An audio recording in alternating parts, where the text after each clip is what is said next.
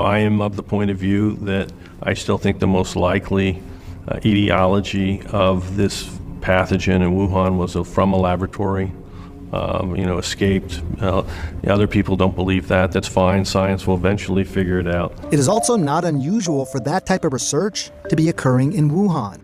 The city is a widely known center for viral studies in China, including the Wuhan Institute of Virology, which has experimented extensively with bat coronaviruses. It is a remarkable conversation I feel like we're having here, because you are the former CDC director and you were the director at the time this was all happening.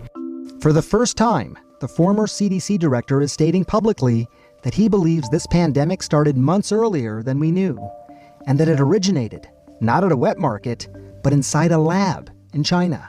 It's my opinion, right? But I am a virologist. I have spent my life in virology. I do not believe this somehow came from a bat to a human, and at that moment in time, the virus that came to the human became one of the most infectious viruses that we know in humanity for human-to-human transmission. Normally when a pathogen goes from a zoonotic to human, it takes a while for it to figure out how to become more and more efficient in human-to-human transmission.